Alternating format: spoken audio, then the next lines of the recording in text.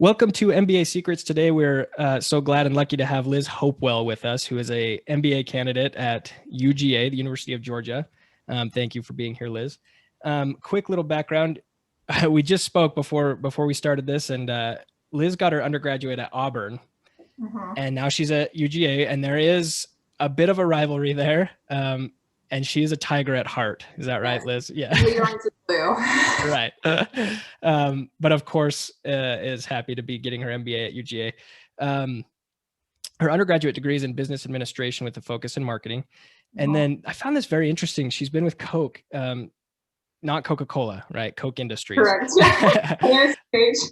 You specify that here in Atlanta. Exactly. Yeah, that's right. Coke's based there as well. So I found it very interesting that you've been with Coke Industries from day one, right? Of graduating and for almost 5 years there. Yeah. Very loyal, had roles from sales to recruiting to now you're an operational excellence analyst, right? So project manager. Yeah.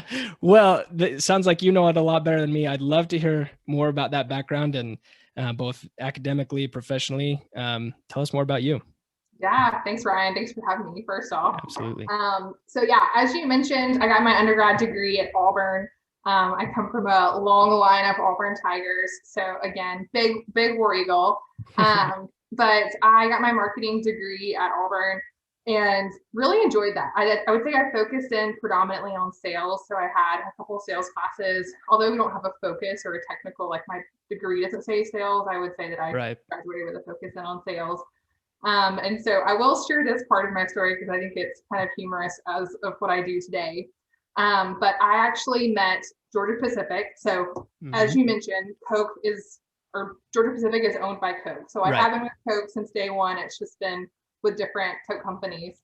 Gotcha. But I remember seeing Georgia Pacific at the career fair. And I even remember going to the career fair and I was like, oh, they don't actually give out jobs here. Like they just promote their companies. Like I had no clue that like a job was on the line. Wow. Which again is pretty funny considering that became my career for the last 4 years. Right. But I met Georgia Pacific at the career fair booth and I was like, oh gosh, like I would never want to work for a toilet paper company. Like I just had I was like, that's just weird. I wanted to work somewhere flashy and a fun company as I thought that it was. Right. But as I got to know Georgia Pacific and Coke, I really resonated with the culture and the values that they had. And so I ended up accepting a full-time job with Georgia Pacific right out of school and did like an entry-level sales program and really enjoyed that. But then kind of made the transition over to college recruiting. The opportunity kind of fell in my lap and I took it and I really enjoyed it. So for the next couple of years, I did early career recruiting or college recruiting, and had a few different roles within that team and still kind of get to work with them. But essentially spent, I would say, the bulk of my 4-year stint. And I also love that you were like Coke loyal 5 years. Yeah.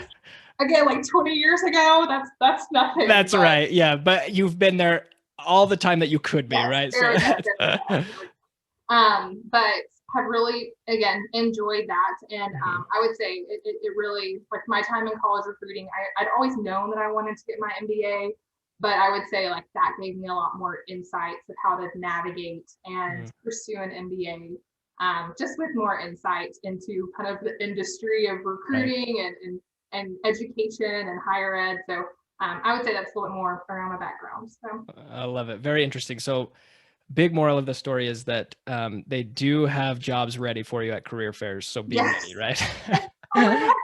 And that, maybe that took the edge off for you and you just were able to let loose and be yourself, right? Maybe that was the key. Exactly. Literally, no. Yeah, seriously, with early career recruiting, we go to career fair one day and we give job offers the next day. Unbelievable. Just floating around getting free pens, like yeah, exactly, or paperweights or something. Yes. Okay, so that kind of led into the next question here. Of why do you want an MBA, right? Where do you want this to take you? Do you want it to give you a step up in Coke or to go elsewhere? What's the kind of the goal and the plan for that? Yeah, that's a great question. And I think, again, I mentioned I've heard a few of the interviews and they've been incredible, but I am excited to be able to represent those that are pursuing a professional MBA. So I am working full Good. time still, Great. and pursuing it. And so I would say ultimately, I've always had an interest in education. I've always enjoyed learning about the different facets of business and really seeing how they all interact together. So I've always had that interest, plus just a love of school, not necessarily the school work, Wow. but just like Yeah. the learning. Good. Yeah. Me too. And then I would say again, I really have loved my career with Coke, and with Coke, there's so many opportunities because we have so many companies Right. the different industries that we're in. And so I would say my long-term goal is to stay with Coke, but Cool. to really use the knowledge and I would say like the breadth of knowledge that I'm getting with my MBA program to just make me a better employee. But then also, so it's like, yes, there's a employer and like work piece of it, but then there's also just the fulfillment piece. Like I really, again, love learning, love networking, love growing my network here in Atlanta. And so there's just an element of fulfillment in terms of the experience that I'm getting with my MBA. Right. So I actually didn't know you were doing a professional MBA, which is awesome. I'm really glad that you are. That's because there's a lot of people that are, and they'll want to hear this. So what is it like to be working full time and getting this major degree? I can't even fathom it for myself, because I know I would crumble. But how have you been able to handle that and experience that? Yeah, well, I'll start off saying it's not that bad, you get through it. So right. I would highly encourage it. I think there's just an enormous number of benefits. Yes, yeah. I think pursuing a full-time program, you really get to focus your energy there, but I feel like I'm all over the place. So right. I kind of enjoy being able to kind of transition from one to the other, but it really has been manageable. I would say, I don't know, the way that I would encourage someone to think about it is you have obviously different parts of your life to give. You have your work, there's your work life, you're working 40 hours a week. You have your social life, so anything outside of that.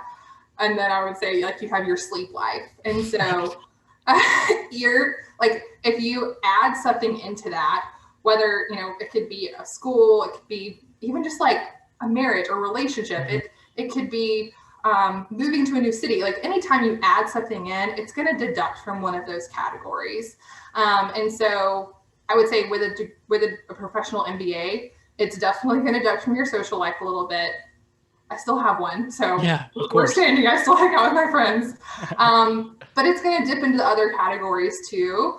But it's just that the willingness to sacrifice some of that. And so I would say during 2020 COVID. Just working from home, being at home more, having less options to do with your social life. It's been a very good time to do that. But again, I still very much have a social life, but it is like this week I had class 2 nights and then I'm meeting with my group project to finish a project that we've kind of procrastinated a little bit. We'll probably be meeting the other 2 to 3 nights. So it is I've had to say no, but then this weekend it'll be turned in. I'll be free. Like I can hang out and do different things. So until the next assignment comes up, right? Yes. Yeah. So is that I don't know anything about the I guess the differences. I think I've got a pretty clear picture of the difference between an executive and a full-time. But then you slip in this professional. Do you have your own cohort of professional MBA students, and how is that different from an executive or a full-time? I mean, we know the full-time you're in a full-time, right? But what are some of the differences? I would say it probably mirrors similarly to the executive. Yeah. I don't know as much about that. I think that one's more like every Saturday intensive. Right. To me. Yeah. And so the way our structure and classes are set up is we have 3 weeks on, 1 week off. So it's I'm in the Monday, Wednesday cohort. So I, am in class either virtually or in person. We have the optionality.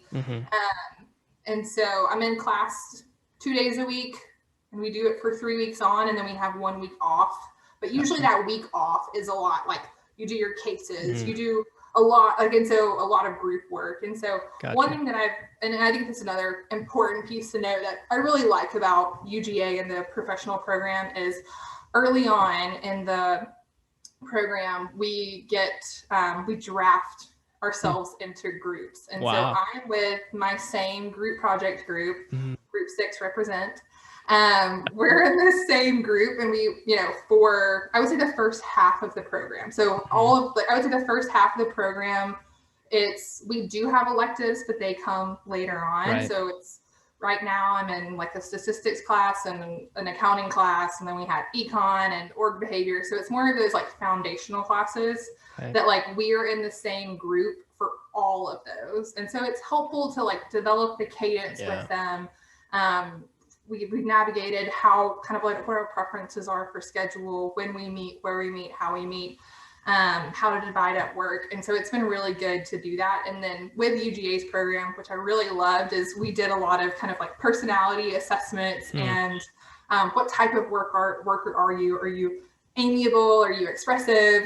We did a strengths finder assessment. And so we kind of drafted ourselves into groups so that it's like, okay, you have an analytical person, maybe someone who has this background. And so they really did a good job of intentionally allowing us to get in groups of people that complement each other. Right. Yeah, that concept is really, I found it fascinating. A lot of programs do that where they put you into this group. It's not broken up by classes. You got this group with that class, this group with that class, right? It's this group for this period of time with all these classes. And I think I'd love to hear your thoughts on how that, like, what kind of relationships do you build with these people, right? You're going through some of the most rigorous and arduous classes and just tough stuff, but you're doing it with this group of people. How does that bond you? Yeah, there's something about suffering together that really just bonds you. It really does. Yeah. Like get back from a trip that you like all missed your flight, or like exactly all wrong, and you just look back and laugh. No, I would say, I mean, just that. I think, well, we're really not suffering together all the time. Right. Again, I think it's good in bonding of just really developing a cadence to how you work. So that's one. And then I think, honestly, I feel like with a lot of, those who are listening to this that haven't been in a grad program before, your only experience for like group work is undergrad. Yeah. And there's a really good chance that you led everything. You had 4 slackers Yep. on the team. But with an MBA, everyone wants to be there. Everyone wants to contribute. Everyone wants to have a good grade. And to put out a good product or a project. And so I think number one, it's like you all want to be there. You're all willing to meet on a Friday night or Saturday morning. Like there's an element of like buy-in that you have in a grad program. And so I think there's that aspect. And then I think it's just bonding too of like, we're really getting to learn each other's industries. So like right now, we're working on a data analytics project, and one of the girls is a plant manager at a rock quarry. Wow. Do I know anything about that? No. But is it really just like fun to kind of experience her world, see what opportunity, like kind of what that industry looks like? What are her challenges? How can they use an early career recruiter to help solve problems at a rock quarry? So it's just really neat to be able to bring a diverse background to really learn each other and have fun along the way. That's so cool. That point really struck me. I wouldn't have been caught dead on a Friday night or a Saturday morning with my group in undergraduate because, like you said, I was dragging them a lot of the time. And, to be fair, maybe sometimes they were dragging me, but it's so much different in an MBA. This, like, it's not, I don't know, you're doing it because you want to gain the knowledge. So, awesome point. And so, okay. So you, I'm assuming, are you from the South? If you went to Auburn and now you're at Georgia, okay. South is beautiful. I love it there. But how did you come to choose UGA specifically? Great question. So kind of as I was thinking about graduate schools, probably 2 years ago, I kind of knew a couple of things. So I knew that I wanted local, just because, again, as I mentioned, yes, it's to advance in my career, or I would say it's really to complement my career. Yeah, like it's not necessarily to like get the next promotion or make the next move. It's to complement my career. Right. So I knew that I wanted to stay with my same company. I knew that I loved the community and the life that I've built here in Atlanta. And then I know that I love like even, Atlanta companies. So it's like, yes, I love Coke, but like, it is also good to know people at Coca-Cola. Exactly. Yeah. Chick-fil-A or other organizations just to be able to build that network here. So again, I almost saw a long-term here in Atlanta, and I saw that I wanted to be complementary. So it was like, okay, I would want to do a professional program and I want it to be here. So that kind of helped me limit my search. Yeah. And then I would say just being in recruiting and seeing the different schools, I knew that culture was important to me. So that was important how I selected my job. And I would say my encouragement to other people pursuing schools is if it's important to you in work, it's probably important to you in your education as well. So I knew I liked UGA's culture. And then I liked the kind of setup of the program and the options that were available. And then kind of factored in, of course, like price points. So I think, again, all of these are valid things to think through. But I would say that was really kind of how I narrowed my search. But I would say like what sealed the deal is just the culture that's at UGA and almost the people that I knew that would be in my classes. So again, if I'm gonna be working with them on a Friday night, I want to like them and I want to do that. And so I think there was a few other programs, like I would say Georgia Tech's another incredible program. It's a little more like data driven, and it's less group project driven. It's more of that individual contribution. So like that might sound amazing to some people, but to me it sounds miserable. And so it was really looking at, okay, what's the equation in my head? And so it's like culture, network, and then just that local aspect. So That's awesome. So remind me how far into the program you are now? Pretty early. Yeah. We have 8 modules. So we have, it's like pretty much almost like quarters, and I'm on the second one. So we started last October, so October 2020, and then I'll finish in August of 2022. Okay. So you've got the application process fairly fresh in your mind. What for a professional, I'm assuming, did you still have to take the GMAT and do all that? So I took it, but I didn't have to. You didn't have to. Okay. Why would you put yourself through that? I don't know. So part of it was, and honestly, if I could go back and do it again, I probably wouldn't take it. Yeah. Part of it for me was testing out, Liz, are you willing? So I took a prep class. Like, are you willing to go to class? Are you willing to study before class? Cool. It was almost like I'd rather pay a couple $100s to take the GMAT and take a class than to pay $50,000 for a program. So it was almost me testing me. So like, there's an aspect of like, okay, at the end of the day, I like knew that I wanted to do this, like trust your gut. But I think it, like, again, kind of seal the deal, lock it in of like, you are willing to study, you are willing to, spend some time, deduct some from your social life to study. So I did. I don't know that the others do, but it was fine. I got in, so whatever. Liz, you're what we call an overachiever. That's amazing that you did that. Okay, but how about, well, first of all, how did you do? Do you horrible. I did horrible. It's good to know. And then I took it again and I did even worse. And so I think to that point, it helped to know, like, I want to do this, because I could someone as if someone else is an overachiever, they're gonna be like, I'm not smart enough. Like, I think maybe, to that point, it worked out. I'm thankful that I wasn't discouraged by that. Of course, it's not fun to see that. I'm like, oh, geez, yeah. With my program, it's a group project, so like we can think together, work together. So, but yeah, I did so bad. I'm like, I don't know as bad as I did. Okay, so maybe the GMAT won't, that part of your application process isn't, people won't resonate as much with that. And I am jealous of you. I think that's awesome. What about the rest of it? Like, your interview or your essays, what advice would you give to people who are in that stage who, want to increase their chances? Yeah. I would say, I don't know how rigorous, some of the professional programs are. I think it's probably a little more lenient than some of the, like, I don't know the NBA term, like top 8 or like M7 or whatever. Yeah. Right. Yeah. Big 12, Pac-12, right? Yeah. Well, it's not as challenging, I would say. Okay. You still have to work at it. And like, again, there's like an element of them making sure that you're ready.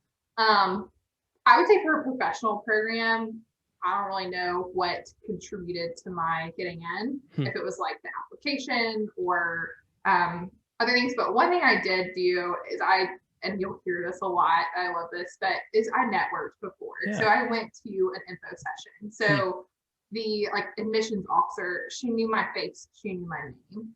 I connected with someone else outside of the program that happened to be like in her class. And so he like sent over a recommendation. And so I think like for some of the more local programs, like going to the info sessions is probably one of the more valuable things that you can do. Because I actually didn't have an interview, and they said, I think it like depends. So I think in some cases you might, but in some they don't. And so it's like, it might be that if they knew me, they'd seen me interact, they'd seen me ask questions at the info session. That was sufficient. So I think it's again a little more straightforward on, you know, at least with UGA it was, which I was grateful for. But I think the other piece is like the essay. And so part of it again for me was, okay, Liz, why do you want to do this program? Like it's a self check as much as it was for them to see me. It was for me, like if I get discouraged, you know, halfway through it, go back and read the essay. Like, why did I do this? What was my original thought going into this? And so I don't know if it's purposeful or not, but I would say like UGA's application process was just as much for me as it was for them. Amazing. Wow. That's really, really cool advice. I think that I hadn't even thought of that. My whole thing going into the application process is, what do they want to hear? Not what do I want to hear, right? I love that. That's great advice. Okay, so now you're in. Congratulations. You've got a little bit of a road ahead of you. It's shorter than mine, so another congratulations there. What would you tell the people who are accepted like you in their program and want to make the most of it and maximize that experience? Good question. And I challenge, this is actually, I challenge myself with this too, obviously. But kind of going back to one of your earlier questions is you're strapped for time. Like if you're doing school, work, trying to have a social life, trying to get some sleep, maybe going to the gym every now and then, you're strapped. And so something might fall off. So it's creating accountability for yourself or creating disciplines that you strive with. And so one thing that I've really benefited from that I started doing recently is trying to intersect work and school.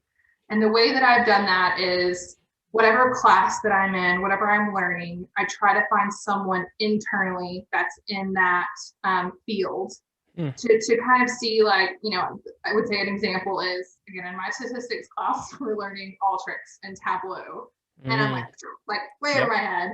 Right. But how many people within Coke do Tableau and Alteryx on a daily basis? Exactly. And so one thing I did is we have like an internal database, and I'm sure many other companies have this. I think Yammer would be a good resource, or just figuring out, like, even just like asking who knows something or who works in something. And so the other day I found someone who I found out that they work in Alteryx every day. So I met with them and I was like, can you show me one of your workflows? How does this apply to the business that you're in? And so to be able to attach school to my industry was extremely helpful, and it just like brought color to what I was learning. And I think one cop out I hear a lot, as I remember hearing this as a college recruiter, is, I would say accounting is a good example of like the way that Coke does accounting is not how I learned in undergrad. I'm willing to challenge that and say, like, the underlying principles are there. Absolutely. The economic thinking, the something on the balance sheet, like there are principles that you learned that it might not feel identical, but there is a lot of connectivity. And so it also helps. So whenever I do that, as I've like gone into the business to learn my topics, it helps me just learn it more. So to say, like, oh, this is how that functionality in Alteryx works. Oh, this is why you use it. And so it just, again, it brings color to what you're studying, plus it helps you to attach it to something in a world that you're currently in. Yeah. Wow. That's awesome. I mean, how many of us have learned a concept in school and then way over the head, and then we go to work and we're asked to do that thing, and all of a sudden we're like, I don't have any idea what I'm doing, right? Yeah, I think I was that PowerPoint one time. Yeah, exactly. So that's how you complete the picture. And I bet, and correct me if I'm wrong, but I bet people at Coke are really, really willing to have that conversation. Absolutely. They're so excited. Yeah. And one piece of advice, and I think it correlates, that I always give interns. So I would say, like, if there are people that are, I know that MBAs do have internships, and if we had undergrad interns, so I always tell them, like, your best excuse to meet with someone is to say, like, hey, I'm an intern. You insert any question you want to ask them. Right. And they're like, the rest of time on my calendar, like, let's grab lunch. Like, they're so excited to talk. And so you get to use that same excuse in grad school of, like, I'm currently in grad school, blank, insert question. And honestly, it's a great networking tool. Like, if there's a role that you're interested in a company, like, immediate open door to network with that person. And so, but you're very right. You only have to prepare like 1 or 2 questions, and then they just keep going because they're so excited. So that's I just think that's incredible. That's great advice, and advice that I'm going to use, and I hope that people listening will as well. So that's kind of everything that I had to talk about, but I wanted to hear if you have any kind of last thoughts or anything else that you would share with somebody who's sitting where you, or wants to be sitting where you are. What would you tell them? Yeah, I would say, I mean, I've kind of threaded this through a lot, but really just like the main take home is just to, like, leverage others. And I've always admired a lot of leaders that have said, like, my team is way smarter than me, like, kind of like they know how to leverage the strengths of their team. So again, as someone who aspires to be a leader one day and wants to take on leadership roles, I think building that ability to leverage others is just a muscle that we need to flex, and that you really get to within an MBA program. And so I think it looks like, one, before the program, leverage people that have been through it before. It takes seconds to do a quick LinkedIn search to maybe, so it's like Coke, UGA, MBA program. It swarms me with a list of people that have done that. So ask them questions. Like, you get to meet, 15 plus, or however many people you want to meet within your or within your company or network or wherever it may be. So leveraging them in advance, I think, is huge. But then again, to that point, leveraging them during. So just being able to find people within the company that honestly, they could probably do a better job than some of your professors in teaching you those things. Right. So really just leveraging your network. So I would say, like, growing your network, but then, like, leveraging it too. So really just, like, tapping into people that know more than you do, because then you're going to get to learn more, and you're going to get to experience more. Your eyes will be open more, and you'll have, again, more resources at your disposal when you do have a business problem that you need to solve one day. So, I mean, that you just nailed right on the head, the kind of the point of this podcast existence, right? People are listening to you as somebody who knows more than maybe they do, or are experiencing similar things, but in a different way. And that reminds me of that last point you were talking about. If you've got this title as I am trying to get into business school, or I am an intern, or I'm a graduate student, or anything, I feel like you've got one of 2 ways to use that. You can either look at it as, I'm just a lowly, grad student or intern, or you can say, give me what I want, without saying that, because people will give it to you, right? It gives you this license for however long you're in your program, and you should take advantage of it. And it's contagious. Like, I think in every conversation, if, having curiosity and being inquisitive, they usually return that. I remember one time I had a call with a coworker in India. So it was his very late at night, my very early morning. Right. And at the end of the call, he was just like, I'm inspired to, like, work longer tonight. I'm like, dude, you should just sign off. But also, like, it was cool to know that, like, curiosity is contagious. Yes. And so to really just, yes, that applies to business school, but that just applies to life in general. Yep. I love it. Well, with that, one real quick, one more thing that I want to reiterate from what you said is that, you know, as you're applying and doing all these things, do it for you, right? Mhm. Write these things. And I loved that idea of, write your essays, you know, telling yourself why you want to do this. And then when it gets really crappy down the Mhm. road, read it again, right? Mhm. That was Mhm. awesome, Liz. I Mhm. really appreciated that. And so with that, thank you again for your time. Yes. I've loved it. Yes. Have an absolutely great day. Awesome. Thanks, Ryan.